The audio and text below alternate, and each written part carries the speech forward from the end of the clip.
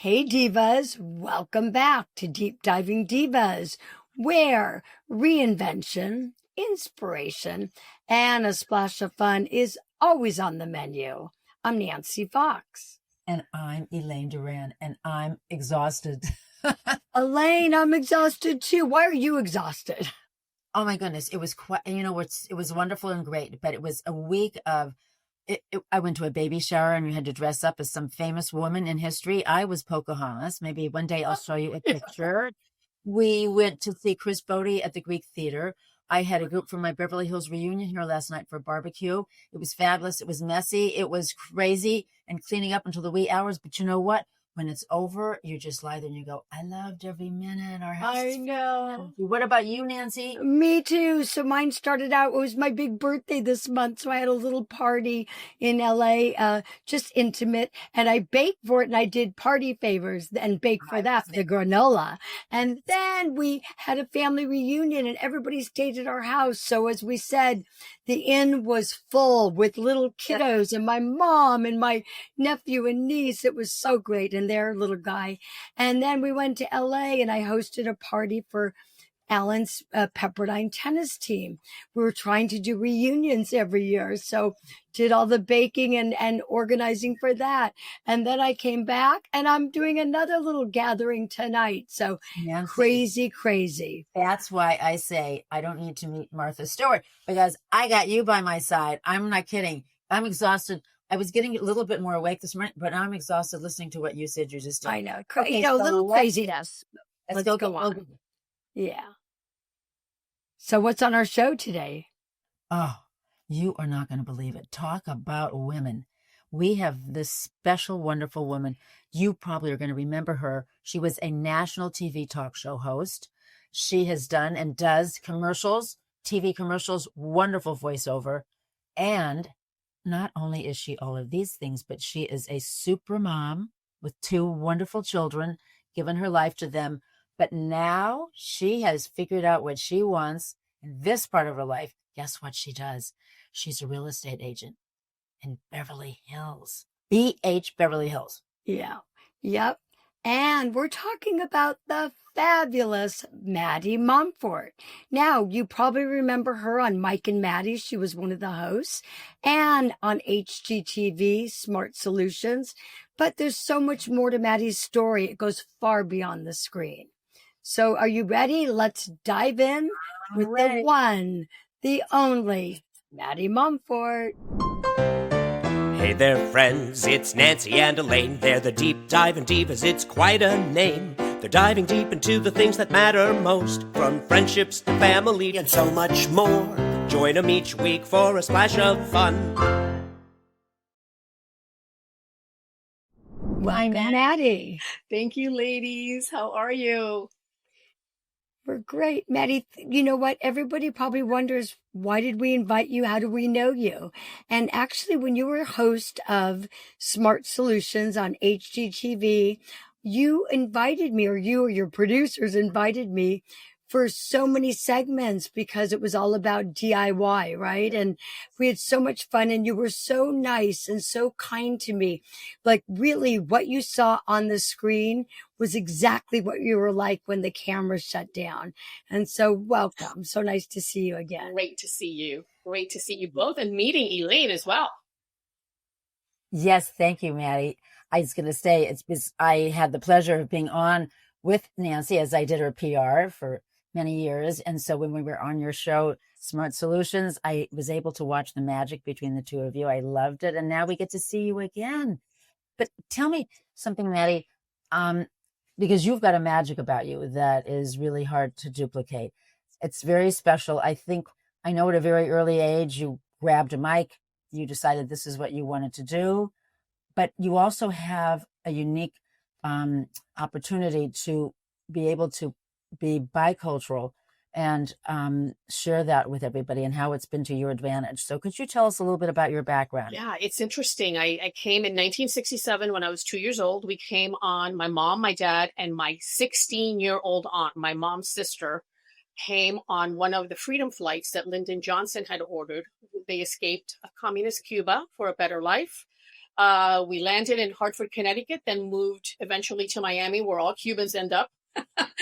And that's where I was raised. And I literally was raised on rice and beans and hamburgers and hot dogs. So I've always been able to be right in the middle there. I'm so proud to be American. And yet when I was younger, I didn't really understand how important it was to be bicultural. But as I got older, I really understood that just being able to speak Spanish. And I thank my mom and dad for that, because they made us speak Spanish at home. And then once I started working on Spanish TV, my Spanish got even better. And it's really worked to my advantage. I've worked in both mediums, in Spanish and English, television and radio. So it's been an amazing ride. But I never... So you started out... What's that? Maddie, you started out in Spanish TV, right? Yeah. And so when you were in Miami, and so what got you? Here you're Spanish TV, you're in Miami. How did you morph into being a host of a talk show, Mike and Maty, and not a Spanish TV? Well, I was on Spanish TV a good 6 or 7 years. At the time, it was, before it was Univision, it was Spanish International Network. I turned into Univision years later, during the time that I was there. I went out for this audition because it was a music video show that was in Spanglish, and I loved music. I went there because I really wanted to meet the bands. And so it was almost like an MTV. It was at the same time that MTV was coming out. It was 1984. So do the math, 41 years ago. And from there, I started doing other shows, which one ended up doing a big one called Sábado Gigante, Gigantic Saturday, which was a 4-hour every Saturday night show, which was a throwback to 50s television, where there was commercials inside of the program. There was, they gave away cars. We sang, there was interviews with amazing celebrities. There was just so much going on. And then from there, I decided I wanted, because of my ease in American market as well, I wanted to try and see if I could do something in American television. I got an agent out here in Los Angeles. She sent my Spanish tape, because I didn't have English tape at the time. She sent it to the Walt Disney Corporation, who were looking for a West Coast Regis and Kathy Lee. And so they said, have her come out and audition. And even though they had it Amazing. in English, I sit down with Michael Berger with 7 Disney executives in front of us. Michael Berger already they had a deal with him already. They were trying to find him a female host to do the show with him. And we clicked. And 3 months later, we were on every ABC station in the nation. Just amazing. Crazy. But that's sort of how it all... So what's the most outrageous or wildest guest or episode that you can remember on Mike and Maty? Oh, gosh. Well, all of the guests, who I loved to interview were the country music stars. Those folks, they do not come with an agenda. They are the most... I remember Garth Brooks coming on the show, and he had, with this driver, that was it. There was no entourage. There was no, don't ask him about this. Don't ask him about that. I was shocked and so happy. And it turned out that we had huge. I mean, we had the Judds, we had Randy Travis, we had Vince Gill, we had Barbara Mandrell, we had all of the greats, and they were always the easiest, most comfortable in their own skin folks. Additionally, in terms of an interview that or a segment that I did, I got to fly an F-16 Thunderbird, a fighter jet. With what? Unbelievable. Tell us what in the world were you doing up there? Well, they flew us. Were you really? I don't know if people realize this, but very few people get to fly in those jets that are not obviously pilots or military people. But they do for their public relations. They like to have regular folks, journalists, things like that, go up to tell the story of what it's like. And it's also very it's just one of those once in a lifetime things that I said, yep, I'll do it. And we went up. I pulled what they call 9 Gs, which is 9 gravity, and I went blind when I was up there. Oh my gosh! I remember my eyes just literally closing up like this, like a. Oh my God! And you hit the 9 G. What kind of insurance did they have on you? I know.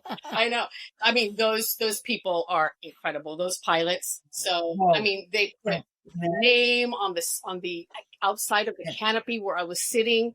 I mean, honestly, they treated me incredible. I went to Nellis Air Force Base in Las Vegas to do it. And we went up and we did something called the Cuban 8, which is a roll that you do with, and I don't remember how they got that name, but it's one of the maneuvers that they do. We went up like, I think 500 miles an hour.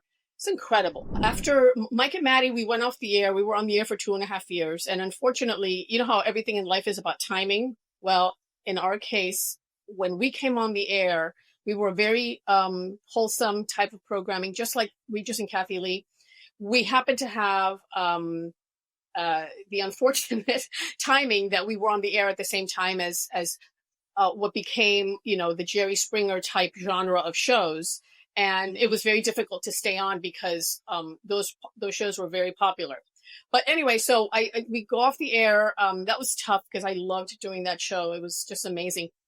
I have my son in 1998, and then I get the call to come and audition for Smart Solutions, and that's how it all worked out. So I did Smart Solutions for all that time. We would do 2 shows a day. I felt like Vanna White because I would get hair and makeup changed all the time. And it was great. That's where I met Nancy, and we did cooking segments. We did DIY about anything that had to do with your home and your garden. So, you know, so Nancy was so much fun doing all of her recipes and just, you know, that's what I wanted to know people is how they can do it at home. So Nancy, how were you? What was your story with Smart Solutions? How involved were you with Maddie? It was Maddie was amazing. No, really, I marveled because it was 2 shows a day, and sometimes they'd book me for 2 segments.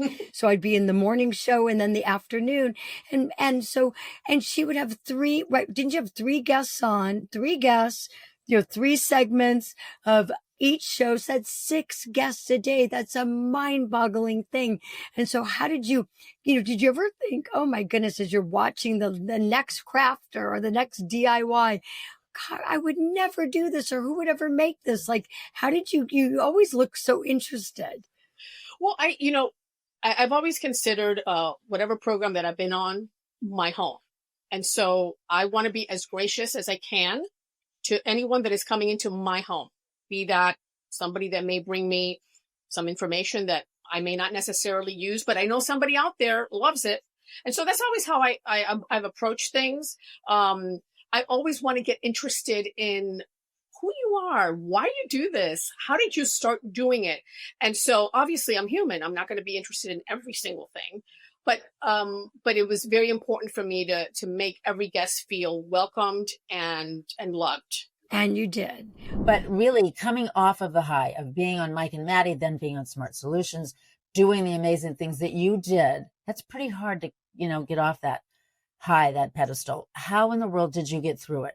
Let our listeners know, for those people, for any time you have to kind of step back, step down, and then reinvent yourself. What was it like? How did you feel inside? Well, especially the first year. Right. So the last year of doing Smart Solutions, I was flying back and forth because we moved to New York for my husband's work. My husband used to be an international record executive. And so he was all over the world, but we were based in New York. So at that point, I said, I've done a lot. This is my time to stay with the kids. At the time, I had Christopher at 4 years old and Caroline, who was not even a year old yet. I said, somebody has to be home with them. He was traveling sometimes 2 weeks. He would go to the other side of the world and spend 2, sometimes 3 weeks. And then somebody wanted, so I just couldn't. I never went to another audition. And I have to say, that's a very good question, Elaine, because I think a lot of women feel this, especially after they've had a hard charging career and then they have to kind of slow things down and stay home. I know it's a very difficult thing. For me, I knew that I wanted to raise my children. And so that was important to me. When we were in New York, we really didn't know anyone back then. I didn't have family around to say, hey, can you stay with the kids for a week, et cetera, et cetera. So to me, it was like, I've always believed that you can have everything in life, but it just most times won't happen all at the same time. So that's sort of, it's always been in the back of my mind. Like, I'm okay. I started at 19. At this point, I was 40 years old, 41. I was good with kind of taking it down and just being home with the children and having that time with them. But Maddie, come on, face it. Of all the things, did you miss the makeup, the hair, and the wardrobe that everybody dressed you and fussed over you? Wasn't that? Did you miss that? Makeup and hair, I still miss. Yeah. I want a makeup and hair person every morning. Yeah. Right. Exactly. I missed the people. I have to say, I've never cared about being famous. That wasn't even my intention when I came on the show. I just wanted to meet all the rock and roll bands, etc. That's how I started in television. I've never missed the fame part. And to be honest with you, I'm glad that what I did was back before social media, because I wouldn't want anybody, kind of trolling me or trolling my children, as a lot of these celebrities unfortunately have to go through. So to me, it was just, I missed the people. I missed my crew. I missed, everybody that I worked with. That's really what was most important to me. That's what I miss the most. People say, don't you miss the restaurant and the business? I was like, no, I don't miss the work at all. I miss the people. I got to see the same people every day, get to know the marriages, anniversaries, divorces, passing on. So that was the part that I missed. When you're people oriented, like the three of us, that is the thing you miss most. And I think that's what I feel the same way. Yeah, it makes us successful, because when you care about the people that are making you look good, then you're very aware and you tell them how much you appreciate that, then there's this camaraderie and this wonderful feeling that comes onto a set or a restaurant or an office setting. People need to tell the people around them how much they are appreciated. And I always did. Always did. I still do. And so that's what it creates, that wonderful feeling that you can't really put your finger on. You don't know what it is, but it's like, if the person, in my case, the host, is asking you about family, blah, blah, blah, blah, it makes a big difference. It's not like, oh, I'm here, makeup and hair, blah, blah, blah, I'm out of here. No. It was about creating a family, which thankfully I've had that opportunity to do many times. And I'm very grateful for that. So, Love it. Maddie, what I want to say, and I'm hearing now this common thread, of course, of wanting to be around people. So you found something else that brought you close to people, and to really, let your personality, your warmth, your caring, your passion, come through. And this is a perfect career for you now. Can you tell us about that? Real estate. What are you doing now, Maddie? I know you're busy doing voiceovers, everything. We're probably hearing you on TV or podcast or wherever. But what are you doing? When did you start doing it? And how long did it take till you got yourself back at work? Well, I fast forward 11 years. I'm 51. My son is going off to college, and I have been so involved in their schools and the fundraising, and I was in the PTAs, et cetera, et cetera. And then when my son goes to college, I literally cried, because I knew he was going to be fine, but I was like, what's going to happen to me? Because once you leave the business, nobody's calling you. Once you've already gotten out of it, it's not like people are calling you, come back. No, once you leave, there are 1,000 people to take your place. And so I hadn't been in the business for so long. I thought, what am I going to do? I mean, my thing has always been interviewing, So my in-laws, my brother-in-law, my sister-in-law, who live up in Marin County in the Bay Area, they had both been in real estate, and I started asking them questions, and I said, you know what, let me try it out. So I started studying. The same year that my son started college, I started studying realtor. Yeah. And then, Right. yeah, and that's how it happened. And so, I was scared to death. So this is another thing I want to tell women who are starting or changing a career later in life. We're all scared. If you're scared, that's good, because when you're scared, you're going to put more effort into everything, because I really believe that. I mean, I remember, right before being on TV, if I was a little nervous, that's because it was going to be good, because I wasn't taking anything for granted. Be scared. That's a good point. You know what? Yes. Because honestly, when you lay yourself on the line, good, bad, or indifferent, look, we've all had rejection, and certainly you in the biz that you were in Hollywood. But the reality is, if you're a little scared, a little butterflies, that shows you care, and you want to, you want to do your best. So And I think it's kind of what Nancy and I are doing now is such a change from what we were doing. I mean, I had a very, busy PR career for a long time, exciting, working on so many projects for the city, the county, for nonprofits, for corporate, whatever. But, starting this again, you realize that, like you said, it's okay to be a little bit afraid, because you know what? I think that's when you really learn. Your mind like opens up and expands, because you know what? Nothing's worse than being bored at what you're doing, because I think that we're the kind that we do something and we get really good at it. And after a while it gets rote. It's just like, So anyway, I think so, Maddie, so tell us now with your career as a real estate agent. In a way, I'm different because I'm never afraid to speak to people that I don't know. I've always been very outgoing, and in real estate, this is what you do all the time. You go in and talk to people that you don't know, and you hope that they'll like you and hire you. I mean, you're basically selling yourself in every transaction.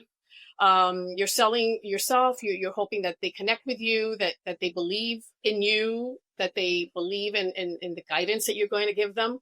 So that part of meeting new people, no problem. But, everybody is different. Some people have different personalities, and it's interesting because not only everybody says, oh, you're perfect at this because you can talk to people. There's so many layers to being a realtor. There's a lot of small issues that can come up and big issues that can come up. You have to know how to solve problems, and you have to do them in a way that you don't let anybody know that you're solving them, so that everybody stays calm.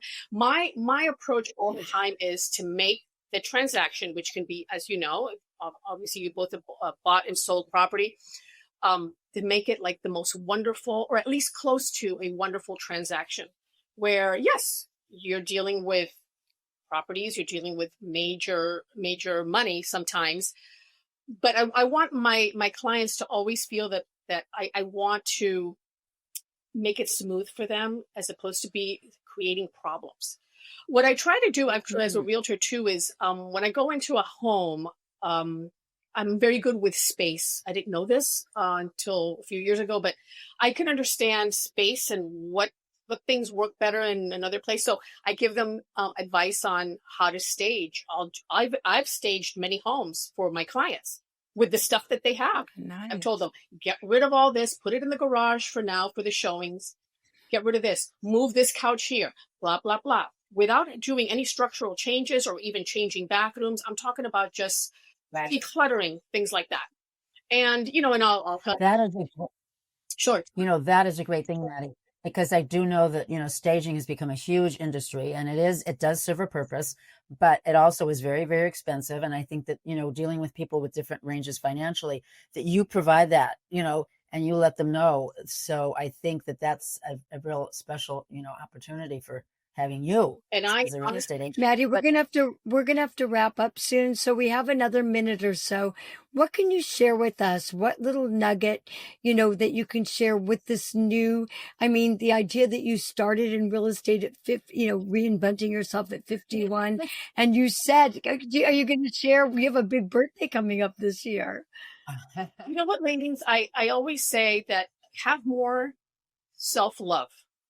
And believe more in ourselves and what we're capable of. Fear is going to be there. So if you don't do something out of fear, then you're going to regret years later. Oh, I only did it because I didn't want to fail. We're all going to fail in one way or another. Mm-hmm. Failure is part of life, but failure teaches you and enlightens you. So if you're thinking of making a career change later in life, even if it's nothing like what you used to do, try it. What's the worst that can happen? Okay, so you don't do well in it, so you try something else. And that's really the way, and try to look at things in the positive. Find all the beauty around you. Find all the good things around you. We're living in very stressful times right now. I think if we wake up every day and just kind of embrace the wonderful things that we have in our life, I think that really. Maddie, I want to, those words as we close are such an inspiration to me, I'm sure to Nancy and to everybody out there.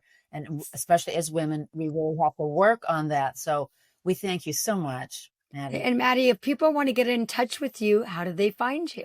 Well, they can email me, Maty, M-A-T-Y, at Maty Real Estate, M-A-T-Y, realestate.com. Maddie at Maty Real Estate. And I'd love to hear from you, love to talk to you, love to voice your concerns. What are you interested in? What are you thinking about? I'd love it. Come in and move their furniture around. Listen, it sounds like you're a one-lady band like we all are. So that's I'm so excited for Maddie, thank you. And by the way, excited for you both. This is such a wonderful public service to all of us. So, mwah, to you both. Thank you. Me too. And everybody, don't go away. Elaine and I will be right back. Thank you, Maddie. Maddie, bye. Bye. Nancy, we had so much fun with Maddie. Honestly, the time flew by. And you know what? We have no more time left. So, Nancy, take it away. If you want to reach us, don't forget, send us an email, thedeepdivingdivas@gmail.com. And we're on all the social media at Deep Diving Divas. Plus, if you're looking and watching us here on our YouTube channel, don't forget, if you're in the car, on a walk, you can always listen to our podcast wherever your favorite podcast network is. And that's also at Deep Diving Divas. Okay, Elaine. Okay. Goodbye, everybody. Love. Thank you for joining us. Bye-bye. It was great. Grateful. Bye. Bye.